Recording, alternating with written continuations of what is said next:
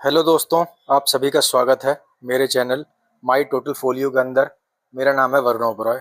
दोस्तों, इस चैनल पे मैं आपको बताने वाला हूँ कि मैं अपनी इन्वेस्टमेंट इंडियन मार्केट में, यूएस मार्केट में, इंडियन ईटीएफ्स में कैसे करता हूँ और मेरे क्या रिटर्न्स हैं अब तक पोर्टफोलियो के ऊपर, मैंने कितना इन्वेस्टमेंट कर दिया है, कितना मुझे गेन मिला है और मैं इन्वेस्टमेंट किन किन तरीक़ों से करता हूँ, क्या मेरी स्ट्रेटजीज रहती हैं। मैं इन्वेस्टमेंट अपने अकॉर्डिंग करता हूँ, जितनी भी मेरी सैलरी है उसके अकॉर्डिंगली मेरी इन्वेस्टमेंट चलती हैं। मैं कोशिश करता हूँ कि जो भी मेरी इन्वेस्टमेंट रहे उस पे मुझे ज़्यादा से ज़्यादा रिटर्न मिले। तो दोस्तों, मैं आपको दिखाने वाला हूँ सबसे पहले अपना म्यूचुअल फंड का पोर्टफोलियो, उसके बाद मैं दिखाऊंगा आपको अपना यूएस स्टॉक का पोर्टफोलियो और उसके बाद मैं दिखाऊंगा अपना इंडियन स्टॉक का पोर्टफोलियो। तो दोस्तों, सबसे पहले चलते हैं हमारे म्यूचुअल फंड के पोर्टफोलियो के ऊपर। तो आप लोग देखोगे कि जो मेरा म्यूचुअल फंड का पोर्टफोलियो है वो है 2,49,186 रुपए का। जो लास्ट मुझे वन डे चेंज में गेन मिला वो मिला है 5.39%, 12,752 रुपए का। तो एक बहुत अच्छा गेन है जो कि मुझे एक दिन के अंदर मिला अपने म्यूचुअल फंड पोर्टफोलियो के ऊपर। मैंने total investment mutual fund portfolios में करी है 1,98,916 रुपए की, जिसपे कि मुझे रिटर्न मिल चुके हैं 50,270 रुपए करीब। तो जो मेरा रिटर्न का परसेंटेज है वो है 25% के आसपास। 25% से ऊपर ही चल रहा है, लेकिन हाँ, इसको 25% लेके चलते हैं, जो कि एक बहुत ही अच्छा रिटर्न है। मेरे कौन कौन से फंड्स हैं जो आउट परफॉर्म कर रहे हैं अभी मार्केट सिचुएशन के हिसाब से। सबसे ज़्यादा जो मेरा पैसा लगा हुआ है वो लगा हुआ है Aditya Birla Sun life gold fund के अंदर। तो दोस्तों, इस फंड में मैंने बहुत टाइम एसआईपीज करी, काफ़ी टाइम मैंने लमसम बाइज किए और अब जो मेरी स्ट्रेटजी इस फंड के अंदर है वो है केवल एसआईपी बाइंग की। अभी तक मैं इसमें जो इन्वेस्ट कर चुका हूँ वैल्यू वो कर चुका हूँ 85,000 रुपये करीब। और करंट वैल्यू आप देखोगे 1,09,000 है इस इकलौते फंड की, जहाँ पे मुझे गेन मिला है करीबन करीबन 24,000 रुपये का, जो 27.58% बनता है, जो कि एक बहुत अच्छा गेन है। और आप इस फंड को अगर देखोगे तो इस फंड में जो मेरी स्ट्रेटजी रहती है, क्योंकि इस फंड में मुझे महीने का 2,500 रुपये करीब इन्वेस्ट करना है, तो मैं 2,500 रुपये जो है वो एसआईपी के थ्रू एक ही दिन इन्वेस्ट नहीं करता हूँ, ना ही लमसम के थ्रू एक ही दिन इन्वेस्ट करता हूँ। मैं क्या करता हूँ कि हफ्ते में 5 दिन मार्केट खुलती है, तो उन 5 दिन में मैं हर दिन 100-100 रुपये करके इसमें बाइंग करता हूँ। 100 या 105 रुपये करके 105 रुपये की मेरी बाइंग चलती है। तो आप देखोगे कि 2 मार्च को 2 मार्च को मैंने इसमें बाइंग करी है 105 रुपये की। मुझे यूनिट अलाउट हुए हैं 2.08। फिर उससे पहले 2 दिन छुट्टी थी, 27 फरवरी को मैंने बाइंग करी 105 रुपये की। फिर मैंने 26 फरवरी को बाइंग करी और 25 फरवरी को बाइंग करी। ऐसे में हर दिन, जैसे आज भी मार्केट खुला है तो आज भी मैंने 105 रुपये इस फंड के अंदर डाल दिए हैं, जो कि कल आपको मेरे ऑर्डर्स में दिख जाएंगे। तो आप देखोगे कि एनएवी में कितना फ़र्क रहता है, क्योंकि गोल्ड और सिल्वर थोड़े ज़्यादा वॉलेटाइल होते हैं, इसलिए मैं रोज़ के रोज़ एसआईपी के तौर पे ही, एक तरीके के सिस्टम इन्वेस्टमेंट प्लान के तौर पे ही इन्वेस्टमेंट करता हूँ इस फंड के अंदर। तो आप देखोगे कि मुझे यहाँ पे यूनिट जो मिले वो 2.08 मिले 2 मार्च को। 50.39 की क्या कहते हैं एनएवी थी। उससे पहले जो एनएवी थी वो 47.933 की थी। उससे पहले जो एनएवी थी वो 47.53 की थी। तो ऐसे हमारी एनएवीज जो हैं वो एवरेज आउट होती जाती हैं और हमारे गेंस, मुझे ऐसा लगता है कि गोल्ड और सिल्वर फंड में बेटर रहते हैं अगर हम रोज़ के रोज़ इसमें पैसा डालते हैं, रेदर देन कि हम एक ही दिन इन्वेस्टमेंट सारी कर दें। और लमसम इन्वेस्टमेंट के लिए भी गोल्ड और सिल्वर फंड ही मुझे पसंद आते हैं। मुझे लगता है कि मेरे पास कहीं से अच्छा खासा पैसा आ गया है तो मैं प्रेफर करता हूँ कि इन फंड्स के अंदर एक लमसम इन्वेस्टमेंट कर दूँ, क्योंकि आने वाले टाइम में ये फंड मुझे तो आज तक बढ़ते हुए दिखे हैं। कभी ऐसा नहीं हुआ कि बहुत ज़्यादा घट गए हों या बहुत ज़्यादा नीचे आ गए हों। ये म्यूचुअल फंड सिक्योर रहते हैं गोल्ड और सिल्वर के मेरे हिसाब से। तो दोस्तों, इस फंड पे आप लोगों ने देखा कि मुझे अच्छा खासा इन्वेस्टमेंट के ऊपर रिटर्न मिला है।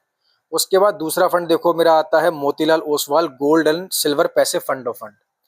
क्योंकि मुझे सिल्वर में भी इन्वेस्टमेंट करना है तो मैं सिल्वर में इकलौते तौर पे इन्वेस्टमेंट करने की बजाय केवल एक सिल्वर का ही फंड खरीदूं, मैं साथ में गोल्ड को रखता हूं, क्योंकि दोनों फंड जो हैं सिल्वर का और गोल्ड का ऊपर नीचे चलते रहते हैं। सिल्वर में वॉलेटिलिटी ज़्यादा होती है, तो अगर गोल्ड भी थोड़ा सा साथ में हो तो जो भी इन्वेस्टमेंट करी हुई है उसके ऊपर गेन अच्छा बनने के चांसेस रहते हैं।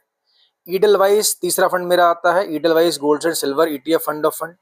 इसमें भी मैं रोज के रोज 105 रुपए की लमसम इन्वेस्टमेंट करता हूँ, जो कि मैं सिस्टम इन्वेस्टमेंट प्लान ही जिसको बोलता हूँ।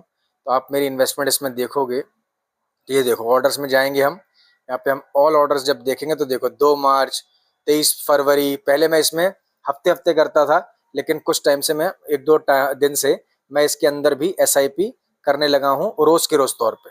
तो 23 फरवरी को मैंने करा, 2 मार्च का देखो मेरा जो इन्वेस्टमेंट है वो 40.02 NAV पे एग्जीक्यूट हुआ है। उससे पहले का जो इन्वेस्टमेंट एग्जीक्यूट हुआ था वो था 23 फरवरी को 36.99 पे।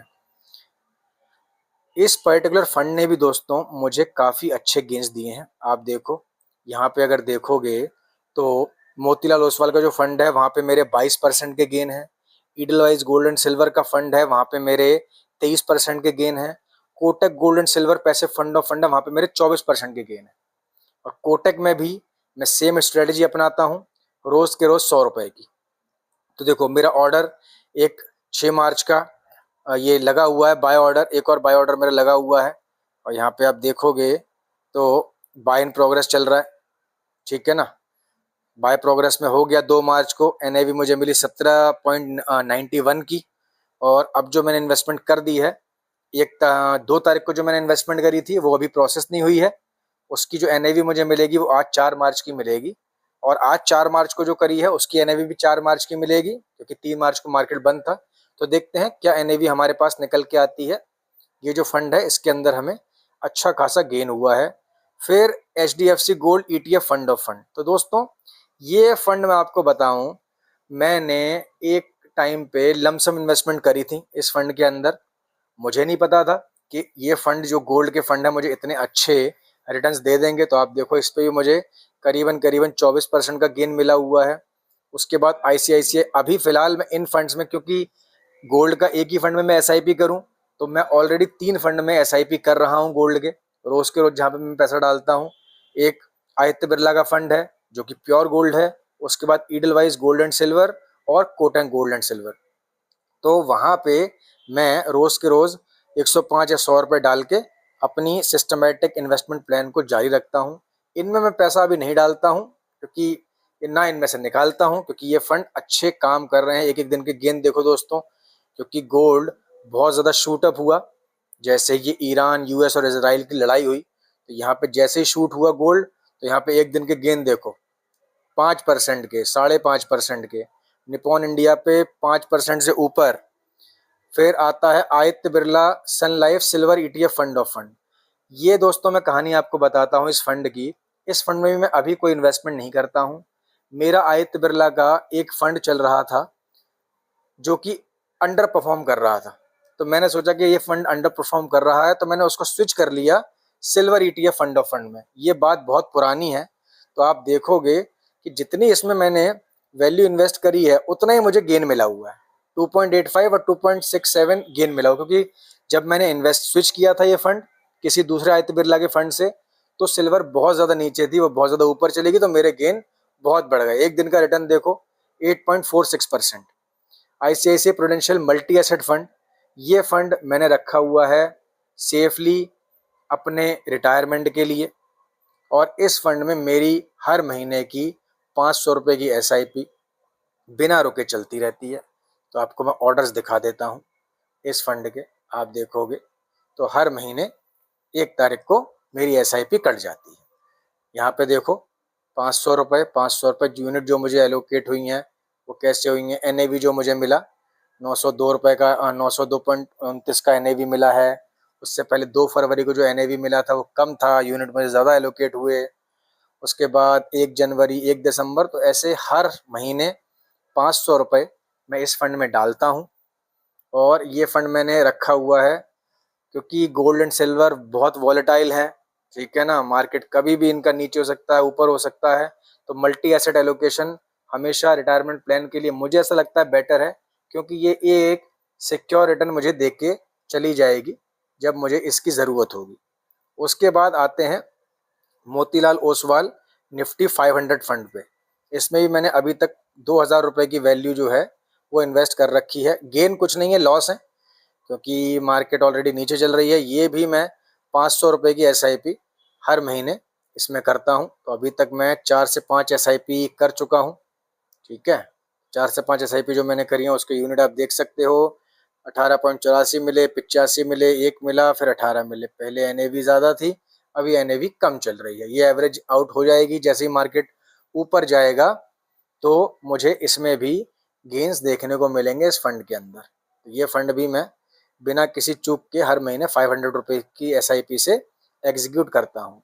उसके बाद मैं पैसे डालता हूँ Nifty 50 index fund axis bank के द्वारा, एक्सिस फंड के द्वारा। यहाँ पे भी मैं जो SIP प्लान एग्जीक्यूट करता हूँ दोस्तों, वो करता हूँ बाई वीकली। तो हर वीक मैं 100-105 रुपये इस फंड के अंदर डालता हूँ। लेकिन क्योंकि अभी मार्केट डाउन चल रही है, तो मैं इसमें कुछ लमसम बाइंग भी कर रहा हूँ। ये देखो आप, 2 फरवरी को मैंने यूनिट खरीदे, उसके बाद मैंने 16 फरवरी को यूनिट खरीदे, फिर अगले हफ्ते 23 फरवरी को यूनिट खरीदे, फिर मैंने 27 फरवरी को यूनिट खरीदे, फिर 2 मार्च को मैंने यूनिट खरीदे। तो हर मंडे मेरा इन्वेस्टमेंट इस फंड के अंदर रहता है 105 रुपये का, सिस्टमेटिक इन्वेस्टमेंट प्लान। तो ज़रूरी नहीं है कि हम हर महीने ही SIP करें 1 तारीख को या किसी एक दिन। हम महीने में SIP कर सकते हैं, डेली बेसिस पे SIP कर सकते हैं, वीकली बेसिस पे भी SIP कर सकते हैं। वो हमारे ऊपर है, वो आपके ऊपर है कि आपका कैश फ्लो कैसा है और आप एक फंड के अंदर किस तरीके की एवरेजिंग चाहते हो।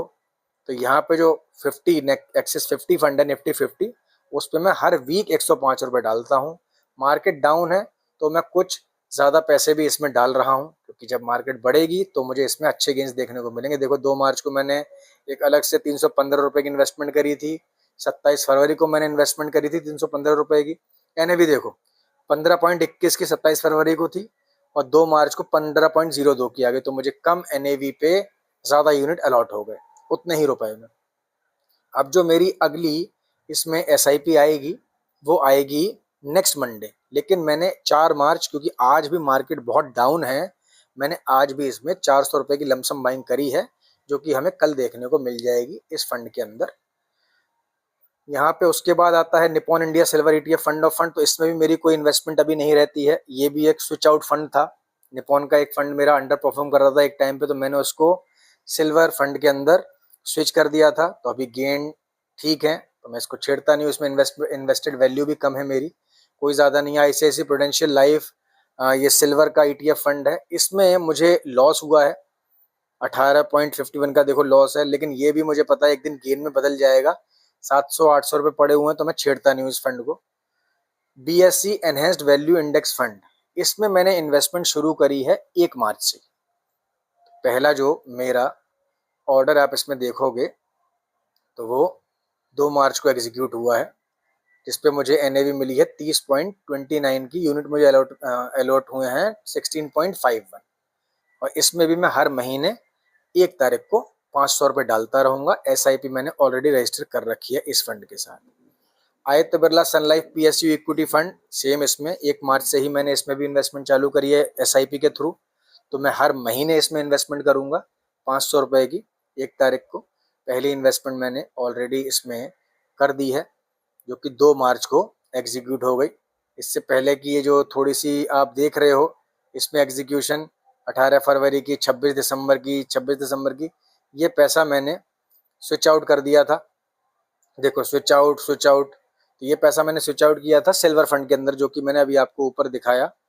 ठीक है ना, सेल सक्सेस। उसके बाद मैंने कुछ पैसा सेल भी किया, कुछ यूनिट थे जो मैंने सेल कर दिए। और अब मैं इसमें पूरे तौर पे 500 रुपये हर महीने की 1 तारीख को इन्वेस्ट कर दूंगा अपने एंड से। ये भी मेरी SIP हर महीने टू महीने चलती रहेगी। DSP फंड, इसको किसी कारणवश मैं एग्जीक्यूट कर नहीं पाया, तो अभी मैं नेक्स्ट 50 फंड यूज़ कर रहा हूँ आदित्य बिरला का रेदर देन डीएसपी की बजाय। लेकिन हाँ, इसमें जो वैल्यू है वो मेरी रखी की रखी हुई है, अभी मैं उसको नहीं निकाल रहा हूँ। अब आता है Aditya Birla Sun Life Nifty next 50 index fund. तो इसमें भी देखो मेरी इन्वेस्टेड वैल्यू जो है 325 करीब की है। मैं हर हफ्ते 105 इसमें डालता हूँ। तो इसमें जो मेरी इन्वेस्टमेंट चलती है वो हफ्ते हफ्ते चलती है। निपॉन इंडिया के फंड में मैंने 1 मार्च से ही इन्वेस्टमेंट शुरू करी है, जिसमें मैं 105 हर महीने की 1 तारीख को अब डाल दूंगा। SIP मेरी ऑलरेडी रजिस्टर्ड है। ईडलवाइज का Nifty small cap 250 index fund में भी मेरी SIP 1 मार्च से शुरू हुई है। हर महीने 105 मैं इसमें डालूंगा। HDFC फ्लेक्सी कैप फंड के अंदर मैंने 100 की इन्वेस्टमेंट चालू की है हर वीक। तो हर वीक मंडे को मेरे 100 इस फंड के लिए कट जाएंगे मेरे अकाउंट से। और पहला 100 मैं ऑलरेडी इस फंड में 2 मार्च को कटवा चुका हूँ। ठीक है, तो अभी जो नेक्स्ट मंडे आएगा 100 उस दिन कटेंगे। तो इसमें मेरी टोटल मंथली SIP रहेगी 400 की, जो कि हफ्ते हफ्ते कटेगी, हर week 100। Equal weightage fund Aditya Birla का Nifty 50 equal weightage index fund, इसमें भी हर हफ्ते 100 मैं डालूंगा। महीने की SIP 400 की रहेगी। उसके बाद आता है axis Nifty 500 value 50 index fund. इसमें भी मैंने SIP जो चालू करी है वो 1 मार्च से ही करी है। और अभी आप देखोगे कि 1 मार्च से जब SIP चालू हुई है सारी मार्केट डाउन है। तो इसका फायदा मुझे मिलेगा जब मार्केट अप होंगी। आज नहीं तो कल ईरान US इसराइल की जंग खत्म होगी, मार्केट दोबारा से आगे बढ़ेंगी। तो ये जो लॉस आप अभी देख रहे हो इन फंड्स के अंदर, वो अपने आप गेन में बदल जाएंगे। तो देखो दोस्तों, म्यूचुअल फंड में मैं मंथली SIP भी करता हूँ, डेली SIP भी करता हूँ और वीकली SIP भी करता हूँ। टोटल आप देख रहे हो कि इस स्ट्रैटेजी के थ्रू मेरे गेन्स कितने अच्छे हैं। 25% के गेन है मेरे। 25% का गेन आमतौर पे कहीं भी देखने को नहीं मिल रहा है। लेकिन गोल्ड और सिल्वर को मैं पकड़ के चलता हूँ, इसमें मैं किसी तरीके की चूक नहीं करता, क्योंकि ये फंड आज नहीं तो कल आगे बढ़ते ही बढ़ते हैं। जैसी कोई वॉर लाइक सिचुएशन आती है तो ये फंड अपने आप शूट हो जाते हैं। मार्केट में जो पैसा लगाया है वो नीचे जाता है।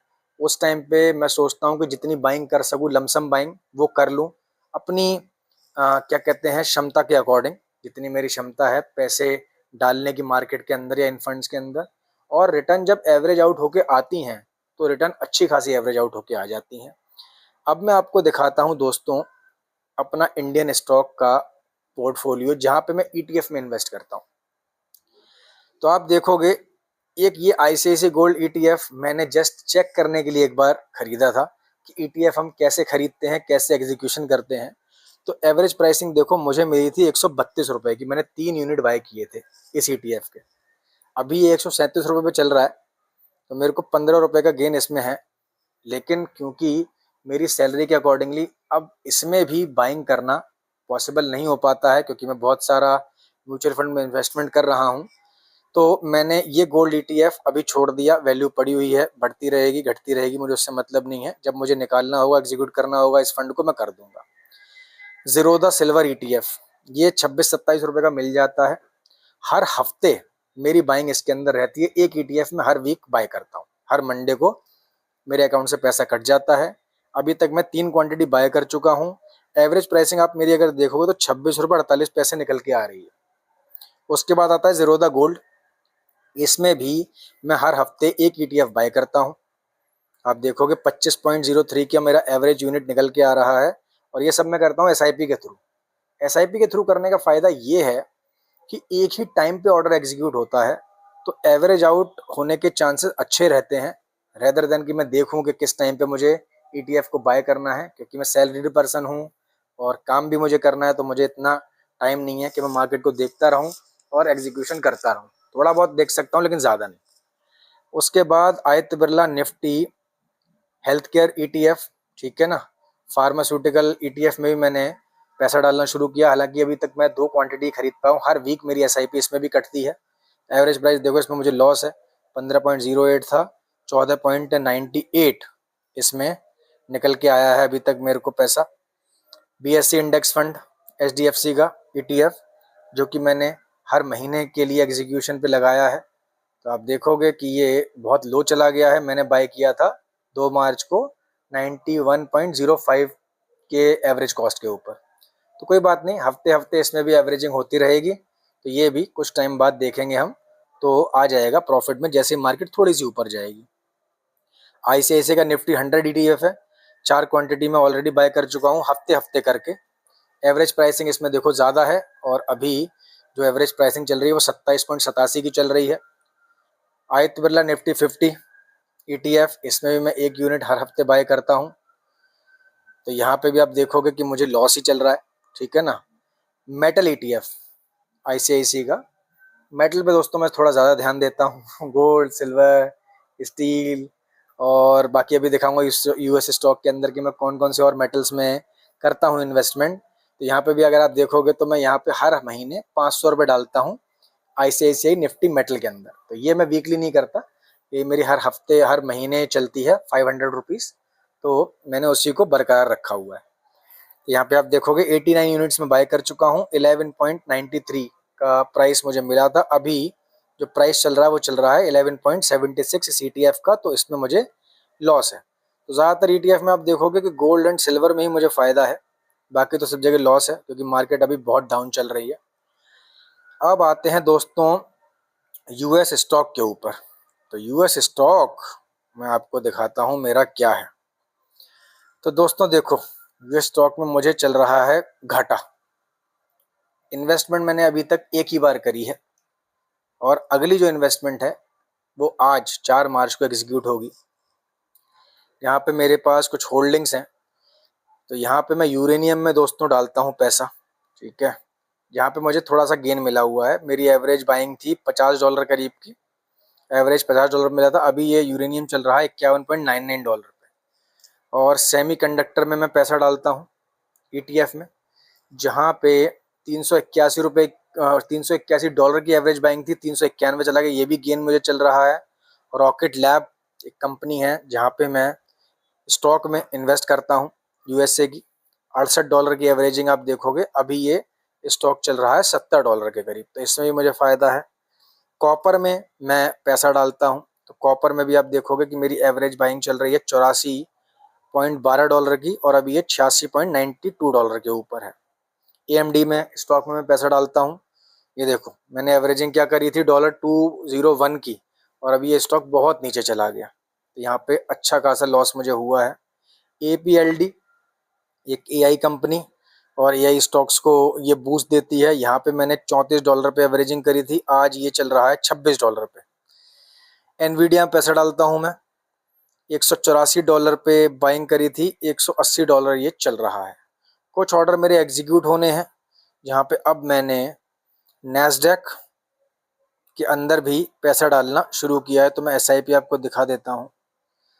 ये देखो इन्वेस्को का नेक्स्टैक फंड, रसल 1000 में पैसा डालना मैंने शुरू किया है, जो आज एग्जीक्यूट होगा। S&P 500 में पैसा डालना शुरू किया है, और बाकी तो सब सेम है। कॉपर में, यूरेनियम में, सेमीकंडक्टर में, गोल्ड में, सिल्वर में, बाकी सारे इंडियन मेटल्स में मेरी इन्वेस्टमेंट सक्सेसफुल तौर पे चल रही है।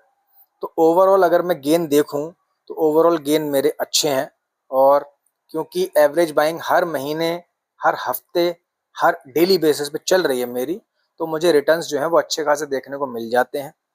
ये पोर्टफोलियो हम एक बार कल फिर कैलकुलेट करेंगे कि हमें क्या गेन मिले, क्या लॉस मिले, हमारा पोर्टफोलियो कहाँ गया, क्योंकि आज काफ़ी एसआईपी कटनी है मेरी तो यूएस स्टॉक के अंदर, और आज मेरी एसआईपी कटी हैं गोल्ड एंड सिल्वर फंड के अंदर भी। तो देखते हैं उन पे हमें क्या एनएवी मिलता है, क्या एवरेज आउट वैल्यू हमें मिलती है। थैंक यू दोस्तों वीडियो को वॉच करने के लिए।